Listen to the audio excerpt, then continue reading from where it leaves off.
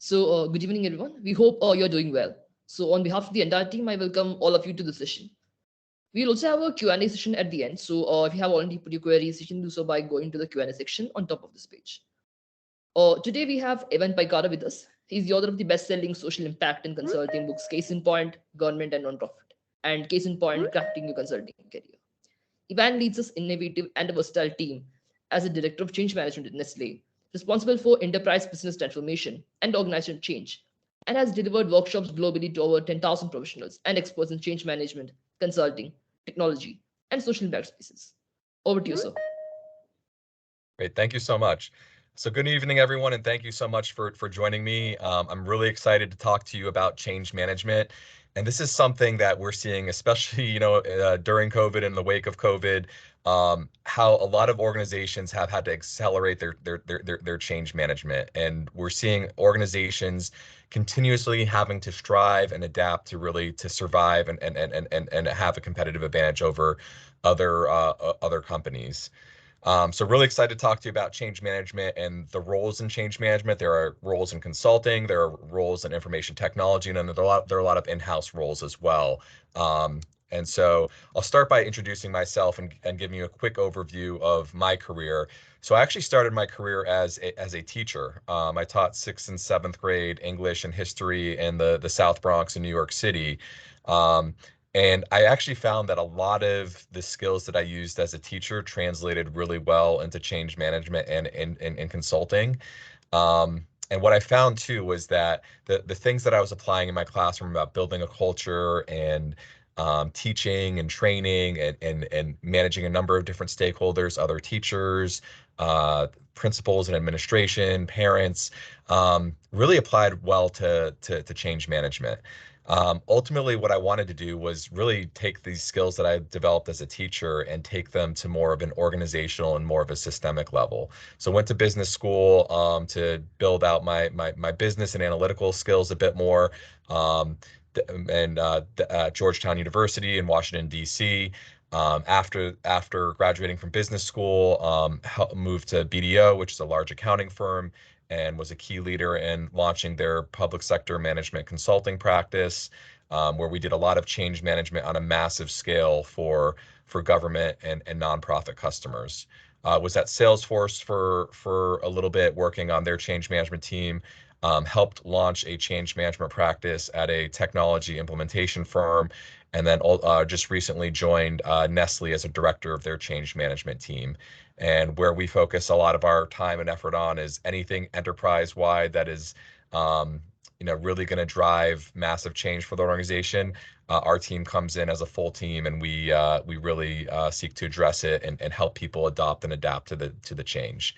Along the way, wrote 2 books, and thank you for the introduction on these, Case in Point, Government and Nonprofit with Mark Cosentino, to really focus on case interviewing for those interested in the government and nonprofit and social impact sector.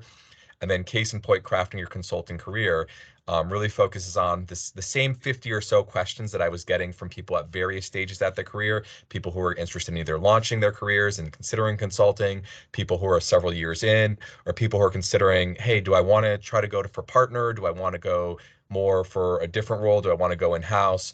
And so really what I broke this down into is a number of sections throughout people's career life cycle, and kind of shared, my responses, my thought process, as well as interviewed a number of top consultants from firms across the country and across the world to get their perspective as well.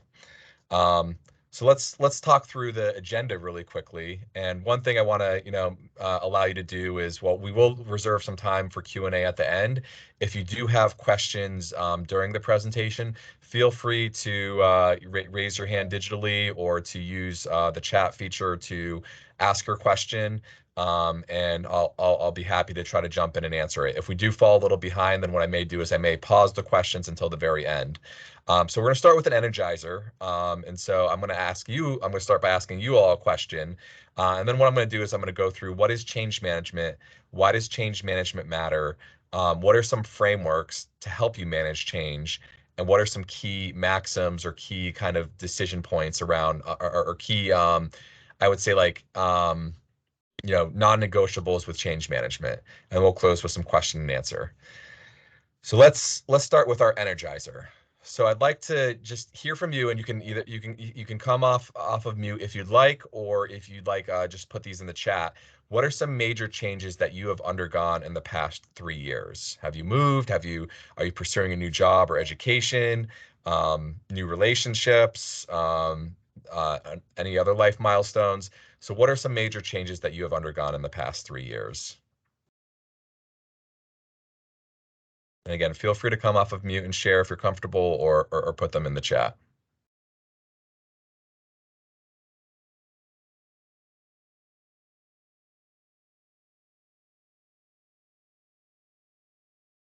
30 seconds or so. And could one of our moderators just read a couple that are coming in?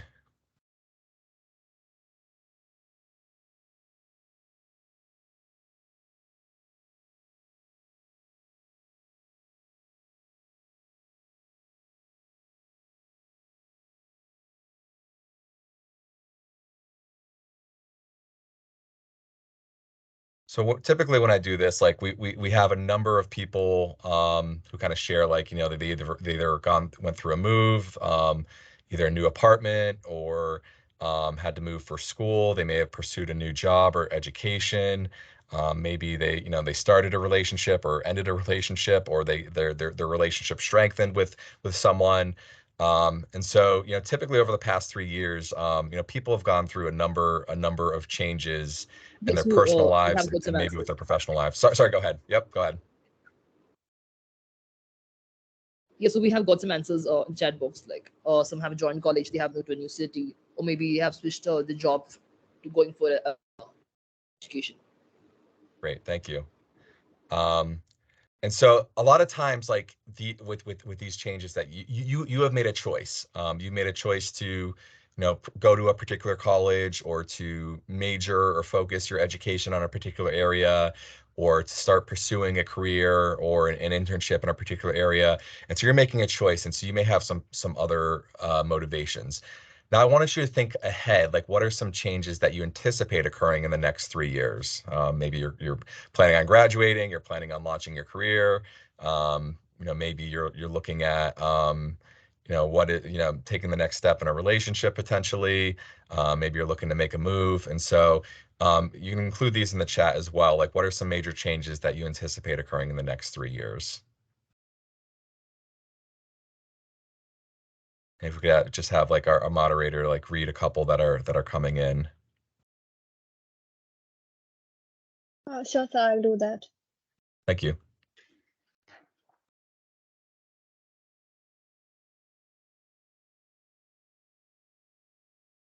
So we have an answer on chat.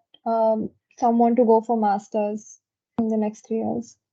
Okay, so someone's made a decision to go for a master's. And so again, these are, and again, a number of other ones may be coming in. What I want to get to here is that, like, in your personal life, in your professional life, there are going to constantly be changes. And what's important about change management is that change is personal. It's about that person's motivations, that person's desires, and how to get. And you really have to think through in change management what is motivating that person, and how you can tap into that motivation to get them to move from point A to point B. Now, this may be easier in your personal life, but in your professional life, sometimes the company's making the decision for you, and that can lead to a number of different challenges, and may feel like you don't have a choice. And so you really need to consider, as a change manager, why this change is occurring, why it matters, and what's in it for the person that's going to be undergoing the change. What do they gain by it, and what do they potentially lose by this change? So I'm going to start by talking a little bit about what change management actually is as a discipline. So change management is fundamentally about people. So I like to think of change management as a discipline that combines business acumen, so an understanding of business, psychology, understanding of people and what motivates people, and strategy, how we bring all of these together to really drive a major change in an organization forward. And typically, like, you may approach change from an individual or personal perspective. You may look at a couple people and think through like what motivates or what drives them, especially if they're a very influential person. How can we get them on board and get them to bring other people on board? A team approach. How do we get a group of people to come on board and adopt this change? And from an organizational perspective, especially if this is like a large enterprise level change. What we really want to do is focus on what motivates and drives people. And so for some people, it's going to be they're going to, right off the right away, they're going to agree that this is a good change. Maybe there is a problem that they've been facing, or a system that they've been using that is old or clunky, or doesn't work as fast. And so they already are motivated to change. Whereas you may have other people who are resistant to change. Perhaps they've gotten accustomed, or they built some habits, or the change may require them to move, or build a new skill set, or change their job role. And so that can be uncomfortable for a lot of people. So a big part of what change management is how do we strategize and think through what this change is doing, and why this change is happening? How do we communicate this to people to get them excited about the change and to gain some momentum for the change? How do we train them so they're building the knowledge and skills? And then how do we reinforce it? This is oftentimes a forgotten step, is how do we ensure that people are forming habits and continue to follow the change rather than reverting back to the old way of doing things? So change is constant in business, and we're seeing it more and more in our business environment these days. And so typically, like with change management, things that I'm involved in, or you could be involved in, whether you're a consultant or whether you're operating in-house or in the technology space, a new product launch. You may, be part of a project where your client or your company is launching a new product, and you really need to think through, well, how do we build this product? How do we go to market? And how are we going to get people to start using it? Mergers and acquisitions is a big part of change management. You may be part of a company that is either been acquired or just acquired another company, or you could be on a consulting project where you're a part of this, and you have to think through, how do we get this new company, their operations, their processes, their culture, how do we align those, and make sure that these two companies are now becoming one operational company? Process improvement. You may have some processes that are slow or outdated. And this may require you to think through, all right, how do we build a new process, and how do we provide people with the knowledge and skills to follow this process? And then technology, as I mentioned, is very common in change management, where technology is moving at a very fast pace, and there are a number of businesses out there that are transforming their businesses digitally every day. And so you may be part of a project or a team or a consulting firm that specializes in technology. And ultimately, you're thinking through, how do we build this system for the people who are going to be using it? And how do we get people to actually start using it? How do we, what are we going to message to them to get them excited about this change? How are we going to train them so that they can use the system? And then how can we incentivize or guide performance to make sure that they're continuing to use the system and use it better and faster? One thing I want to reiterate is that more and more a company's ability to adapt in this business climate is a competitive advantage. And so those companies that are able to build like in-house practices and in-house teams and this capability are going to stay at the forefront, and will be able to continue to compete, to adapt, and to evolve as the business climate changes. So why does change management matter? And I'll pause here. Just any questions on this before I move on to the next section.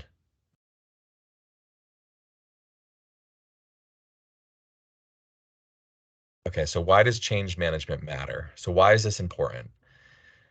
So ProSci is a leading change management institution, and they've done a benchmarking study for really the better part of a decade. And what they've found is that projects with effective change management are 6 times more likely to meet their project objectives. What this means is that they're 6 times more likely, if you have good change management, to meet their timeline, meet their budget, and meet the outcomes that they had sought. Now, a lot of times projects with little or no change management, they struggle because they're focused on just going from point A to point B, but they're not necessarily thinking about the people who are impacted, or they maybe not be devoting specific time to the people who are impacted. And so that is such a key part of any major change is, okay, we can build the best technology system, but if we don't have people on board who want to use the system, who are excited about the system, who understand the system and know how to use it, then that technology system is going to fail and people are not going to use it. And this can translate into millions, hundreds of millions of dollars of loss for companies if they end up investing in a technology system or a change and that change ends up failing. Oops. So a few ways that change management adds value to a company or to a team. Um, one way is like faster benefits realization. So you may, without change management, you may get there eventually, but this helps you get there faster by helping people get more on board and to be more aligned and to be more excited about the change. A second piece about this is it's like a muscle, and so the more that you exercise this muscle, the more that you work this muscle out, the more that the better that you're going to get at it. And so change management, having a capability for change management within an organization helps you to better manage future changes. Um, as I mentioned before, companies have lost millions and in some cases hundreds of millions of dollars on poorly managed change, where they've tried to institute a change and they haven't used change management and they've failed, and so that ends up being wasted time, wasted money. It can also contribute to higher morale if people are undergoing a change and it's not successful. Or they don't understand why they're undergoing the change, that can lower morale and that can lead to attrition, people leaving the company. Um, it also can contribute to consistency and standards for managing change. What I mean by that is you end up having a structure or a process, and so you're able to do it faster and better. So change management can really help building an internal change management capability within an organization or as a consultant or within a technology space. All of these can help contribute to better benefits realization, faster adoption and adaptation, and a better way of instituting change more regularly for an organization. So I'm now going to talk through a couple frameworks to manage change. Again, I'll pause and just see if there are any questions coming in through the chat, and if our moderators could read the questions, that'd be great. And if there are no questions, then we'll continue and we'll save time at the end for questions. So a couple frameworks to manage change. So there are a number of change management frameworks, and a lot of consulting firms and large companies have their own way of doing things, but they're really based on, I would say the majority of frameworks and methodologies are based on two main methodologies. We have John Kotter's Leading Change framework. John Kotter is a Harvard professor who specializes in transformation and change management. And his book Leading Change is one of the most influential books I've read, both as a consultant and as a internal in-house change management leader. And this really talks about his process and why change management efforts succeed and why they fail. He really provides an 8-step approach for how to manage change. Um, and when I say step, that might be a bit of a misnomer, because each of these elements of change management are a key piece, and people kind of operate on a spectrum of for each of these. And so, for starters, he cites that it's really important to create a sense of urgency. You have to have a why. You have to have a reason for why you're undergoing that change. Maybe it's your company's underperforming. Maybe you're losing market share.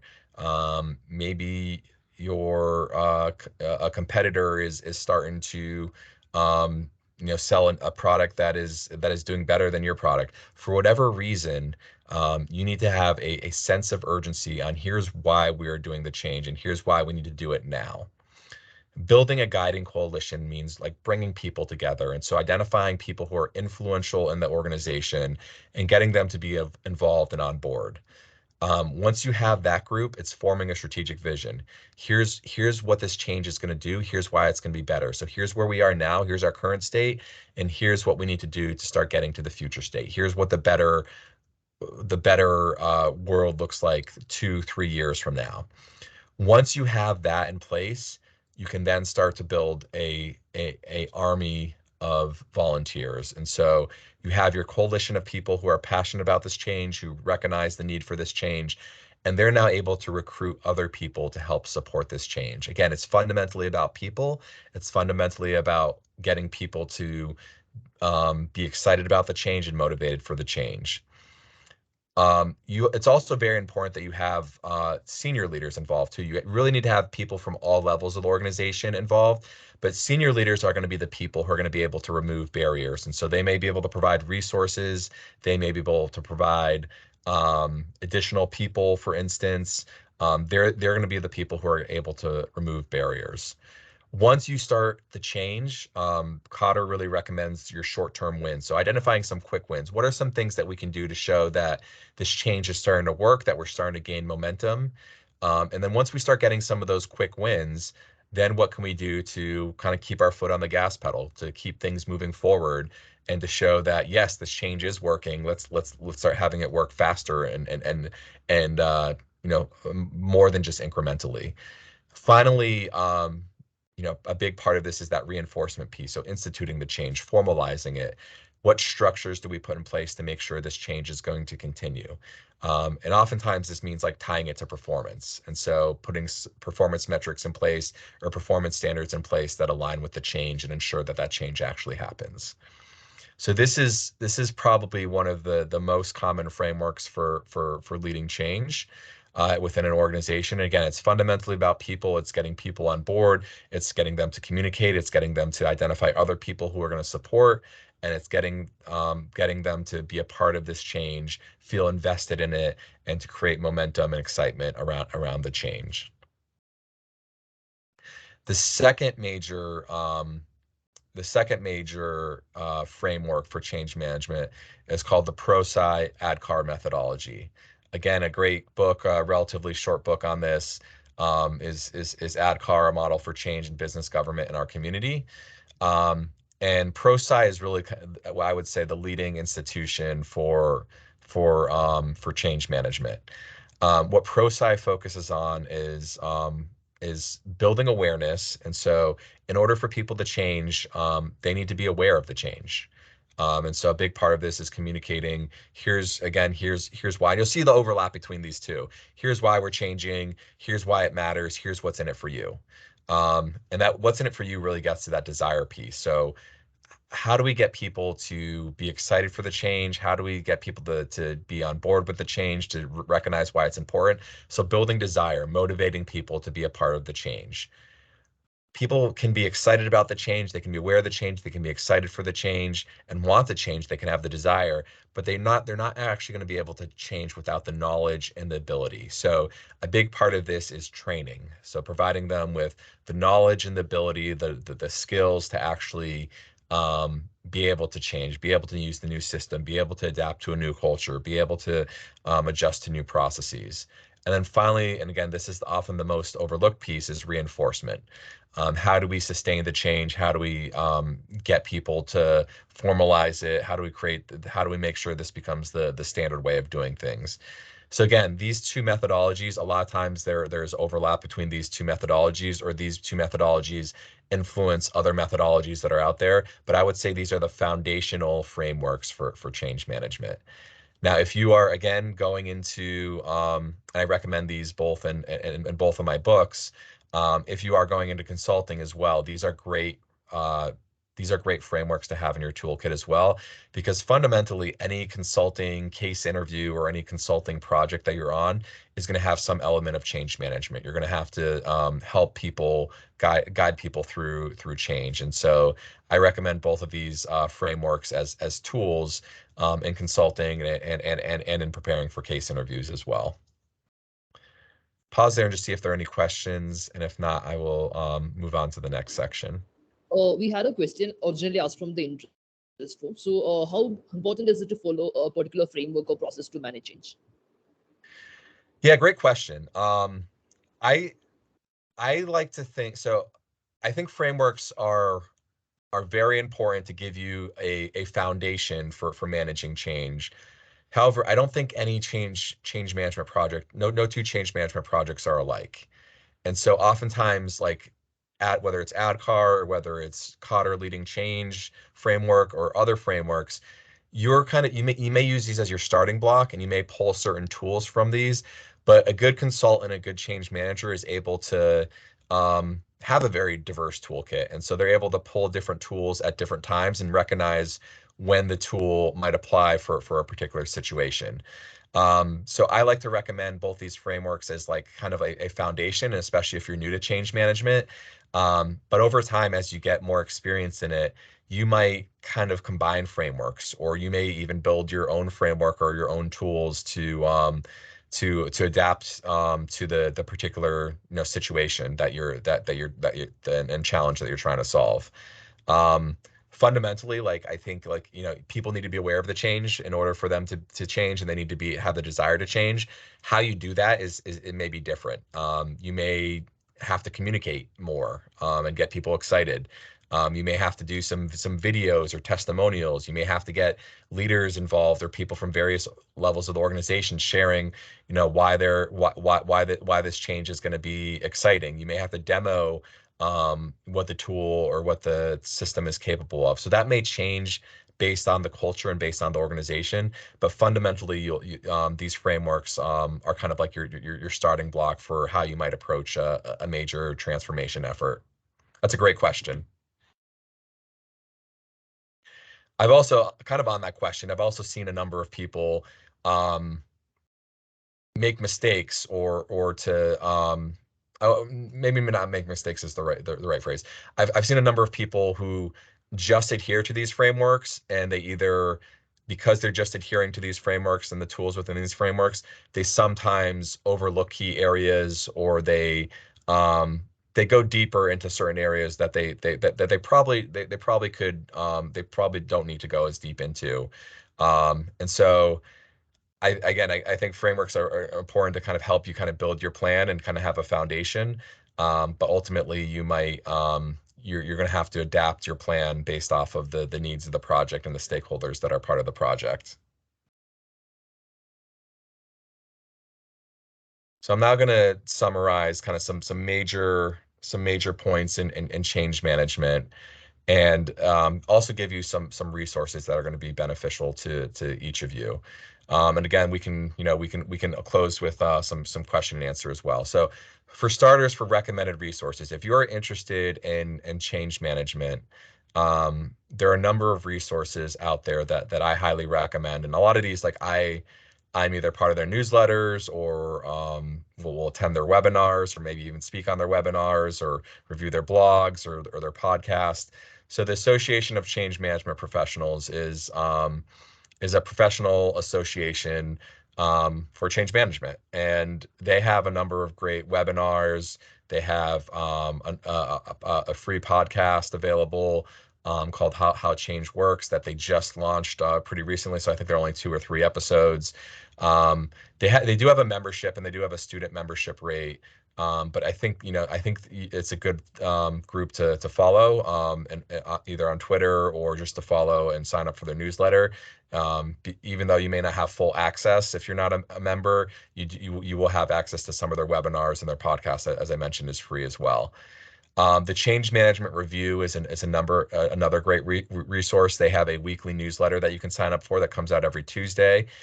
Typically, it has blogs, and it has articles written on change management from experts. They do have webinars as well.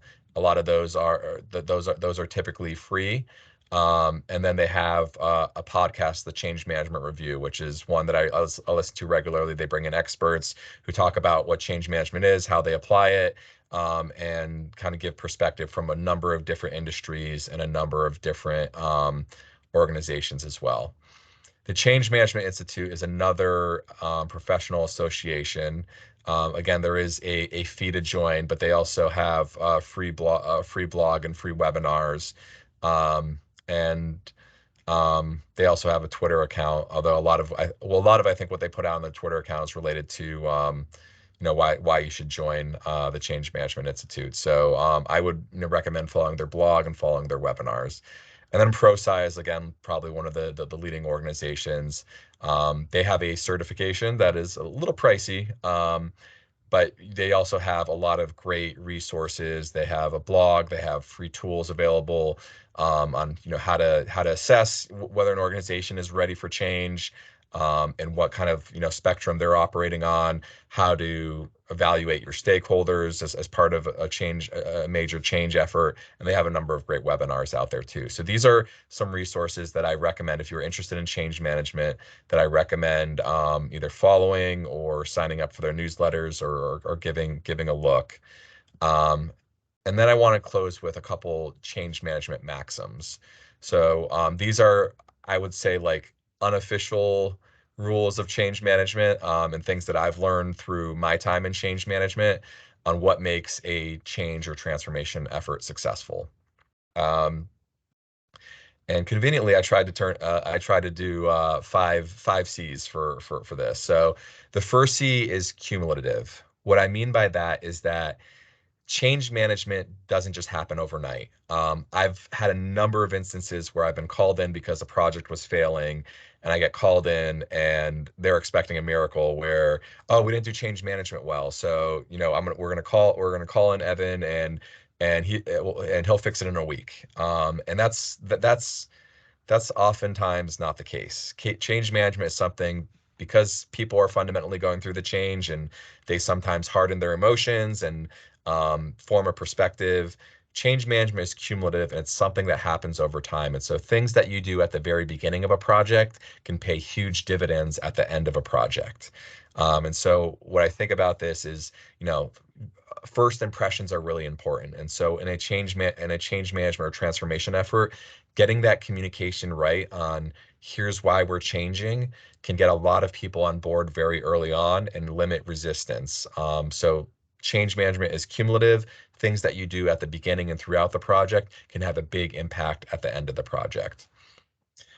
Change management is also coordinated. What I mean by that is change managers have to work very closely with the project managers. The project managers may be focusing more on like the technical side, on building the technology system and getting that through the door, while the change managers may focus on the people who have to actually use the system and actually have to change. And those two really go hand in hand. And so they have to be working together. And you need the project managers need to let the change managers know, hey, here are some things that may shift our timeline. How is that going to impact your timeline?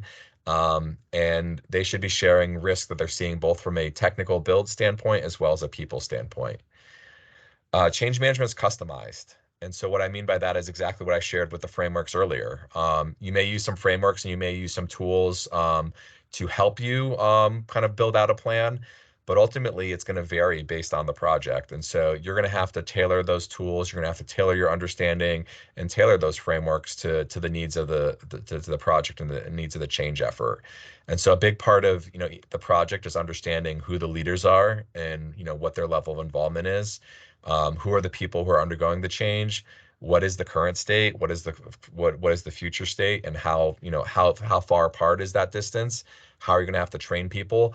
And so each of these, like, I would say there's no real prescribed route on how to do this. Oftentimes you're kind of tailoring it to the needs of the customer, or the need of the client, or the need of the company that you're supporting.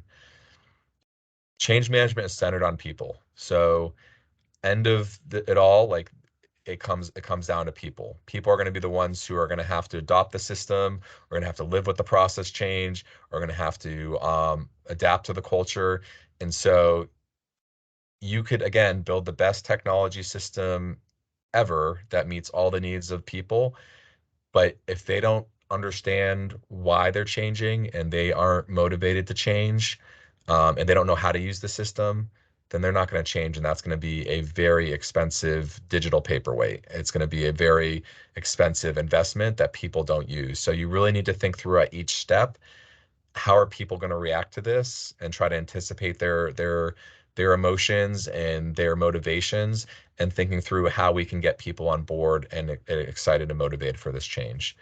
And then change management is cross-functional. I mentioned that, you know, you're working very closely with the project manager, but you may be working with other aspects of the organization as well. And a big part of change management is really understanding all the stakeholders who are impacted by that change. And so it could be sales that's impacted and marketing, and they may not be the ones who are like the end users who are going to be using the new technology system, for instance, but they may have to change their behavior, or they may have some process change, or communications that are going to have to change as a result of this change for this new technology system that's being implemented. So change management really needs to take a holistic approach and really consider all the people who might be impacted. There may be a core group that's going to be really heavily impacted, but there are going to be people on the periphery as well who are also going to be impacted by that change, and probably need to get communications, or they may have some minor changes as a result. So you really need to consider, you know, what are the changes for those people as well as the core group that's impacted. So I'll just pause there and just kind of see if there are any questions. And while I'm doing that, feel free to connect with me on LinkedIn, or feel free to email me if you have any additional questions as well, or connect with me and send me a message on LinkedIn. And I'm wishing you all the best of luck, and as you pursue consulting, or as you pursue you know, business or technology roles, change management wherever you go is going to be a big part of it. And again, it's one thing that I'm seeing more and more as a trend for businesses to focus on. I think a number of companies are starting to actually create a chief transformation officer or a chief change officer to really oversee a lot of these enterprise level changes. And so this is a good skill to understand and to be at the forefront of. And I encourage you to continue to learn and better understand how people, teams, and organizations undergo change. So with that, I'll turn it over and just see if there are any questions. So we had some questions from the interest room. One was that how much time do these change management projects take? Yeah, so that's a great question. And I'm going to give you the consulting answer of it really varies. A lot of times it depends on the project, and the project and the scope of the project. And so typically what I would do when I'm looking at a project is I want to understand where they are currently and where they're looking to go, and try to figure out where is that gap between where they are and where they're currently. I want to understand how many people actually have to undergo the change. I may look at, you know, does this change require technology change? Does this change require, and does it also require structural or process change? Or does it require people to change their knowledge, or have to build new skill sets? So a lot of those questions at the outset help me get an understanding of the scope. And once I have a better understanding of the scope, then I can figure out, you know, based on our resources, what the timeline might look like. A lot of times companies are, hey, we want this change yesterday, and we're you know, so you're dealing with very complex, fast moving, and challenging projects with a lot of ambiguity in them. And if that's exciting for you, then change management is a great industry to get into. um, I've been on projects that have lasted as short as probably 3 months. um, and that may mean that you're not focusing as much on the reinforcement piece, which is a very important piece. You may be getting just up to launch of the change, and then you're handing over like a plan for someone else to kind of focus on the reinforcement piece. And then I've seen some projects that have gone 3, 4, 5 years, because they're massive projects. They're phased approaches, where you're focusing on one group, and then you help the other group change, and you're kind of testing and improving at each phase.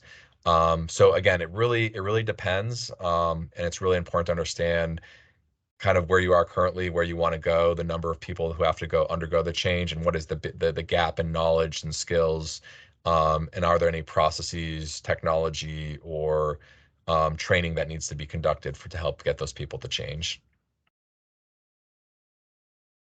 Uh, Thank you. So another question was, how can one avoid mistakes while they adapt to change?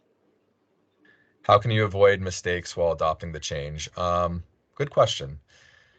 So again, I think a big part of this is, I mentioned, change management is cumulative. And so knowing your stakeholders at the very beginning, and so early on in the project, understanding who are the people who are impacted by this change, can help you avoid mistakes later on, because it helps you to make sure you're communicating to people, you're getting them involved in the process, you're getting their feedback and input. That's oftentimes when change management is not a part of the project, oftentimes you don't see as people as involved. And so you may see like a technology system built, for instance, and then it's handed over to the customer or to the company. And they're like, wait, this isn't, what we asked for. This isn't, this isn't the, people aren't using it. And it's because you didn't build it with people in mind. Or you didn't build it for the end user in mind. So there's a lot of like user experience and user design that is often closely associated with change management. So I would say to avoid a lot of the mistakes, like upfront, like really understanding the people who are impacted, understanding what motivates them, understanding and how this change affects them, and really communicating to them. The average person needs to hear 5 to 7 times a message before it sticks.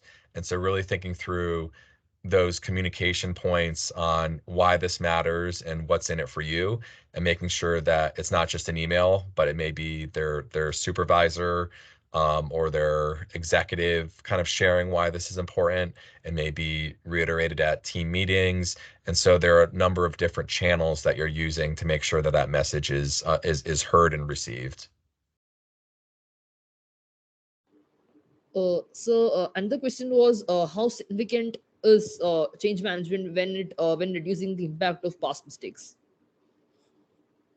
One more time, how significant is change management when We reduce the impact of in reducing the impact of past mistakes? introducing the impact? Okay, so introducing the impact. Okay. Yeah. So great question. I mean, again, I'm seeing more and more like executives and businesses are not only requesting and asking for change management, but are also requiring it. And and like I mentioned with my team, like we go in as a cumulative team to really collaborate and focus on large scale transformation efforts. And so a big part of like, what we're doing at the outset is we're looking at the stakeholders, but we're also looking at like what success looks like. And so we want to establish at the outset, like, what are measures of success? What is your criteria for success? What are some metrics, some KPIs that you may want to track? And then how do we track those as throughout the process, or post go live, post launch? And once you actually launch, having some system or way of tracking, so you can see, hey, are we on track with what our targets are? Are we off track? And if we're off track, what can we do better? Maybe it's more training, maybe it's better communication, maybe we have to adjust what we built. What can we do to make sure that we're better meeting those targets or their metrics? But a big part of your impact is having a North Star to reach for. And that comes with having some measures of success, some KPIs established at the beginning of the project. Thank you, sir. That was very insightful. Another question was, how can we motivate someone or just yourself to cope up with change? Yeah, that's if we could do that, we would all be you know uh billionaires in the best shape of our lives and all that, right? I mean, this is where like the psychology piece comes into play, and neuroscience also has, I would say, like a close cousin to change management as well. Understanding how like the brain works as well. And so a big part of it is understanding what are the motivators for people. Is it money? Um, is it comfort with your role? Is it your team? And so really understanding what those motivators are for people, and seeing how you can tap into those motivators. On the flip side, acknowledging and understanding and recognizing what are those things that are going to cause fear? What are those things that are going to cause uncertainty?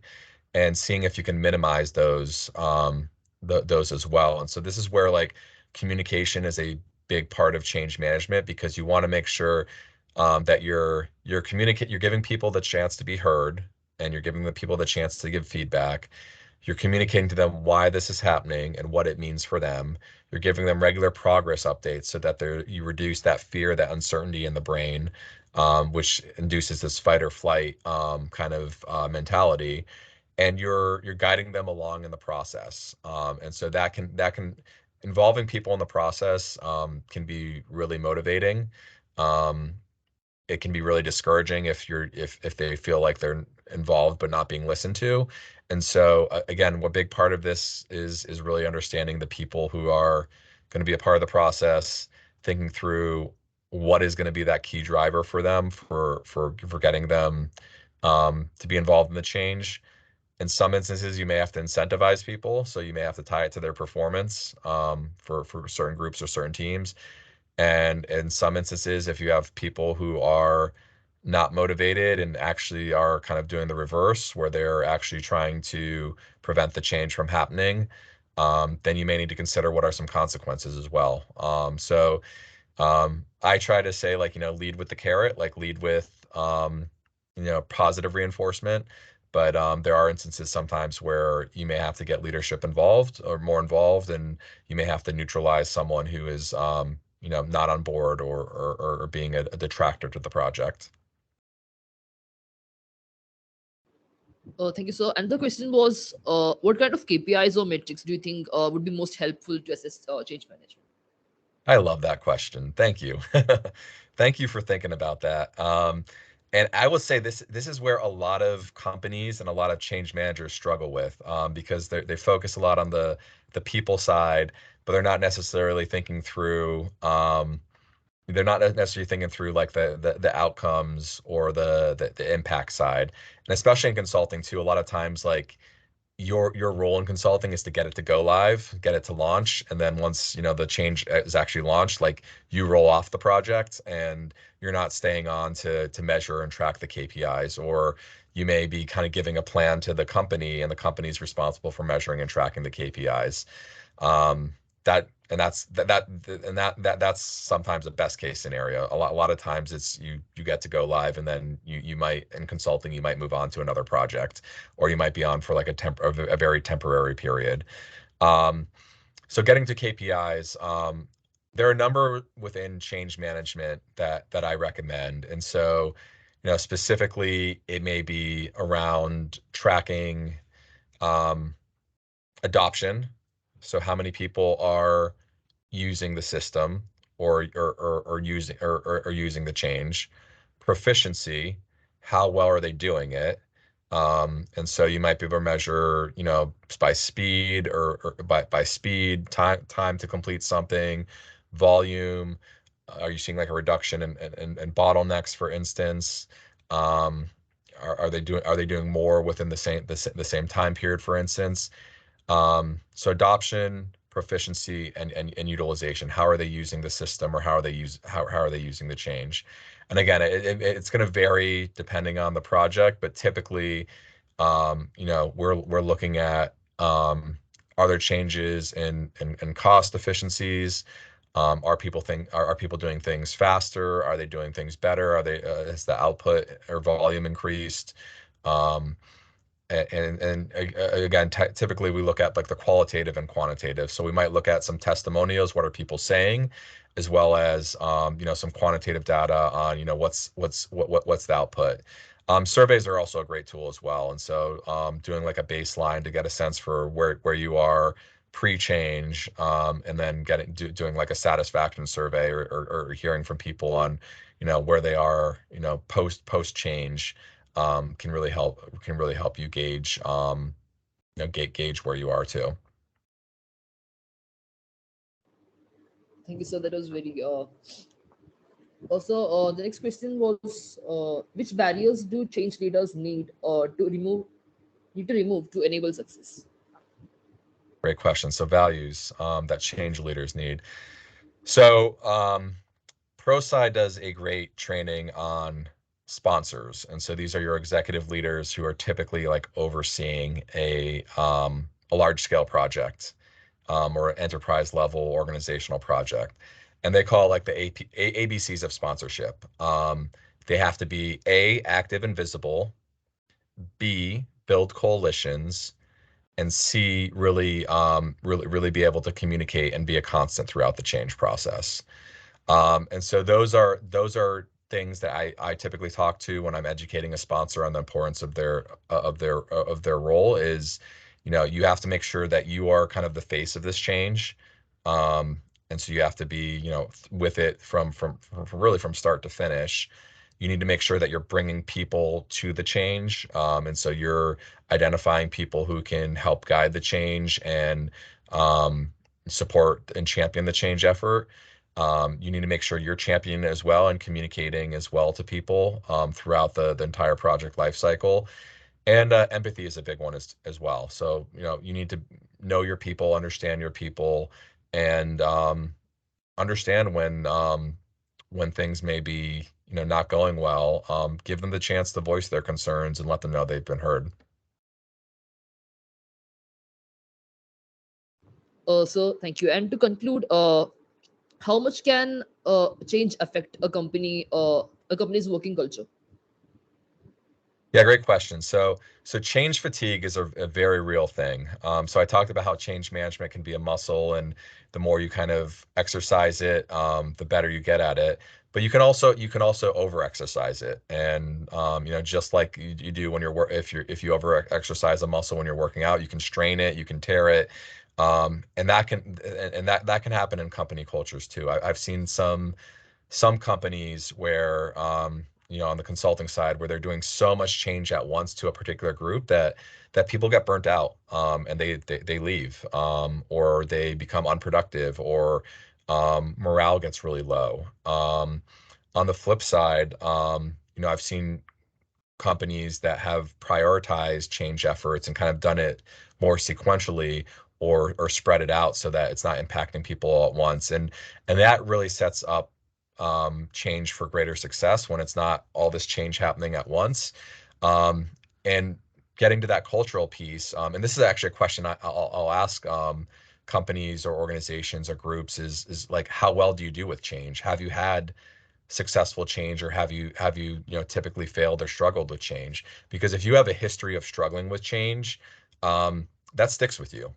And this is why I was getting, the value of change management. Like, if you're a company that, or an organization that doesn't do change management well, and a project has failed, or you typically don't see like success with your change efforts, that sticks with you, and it can really impact morale when another change is coming and people are like, oh, here we go again. Like, this is going to hurt, or this isn't going to work really well.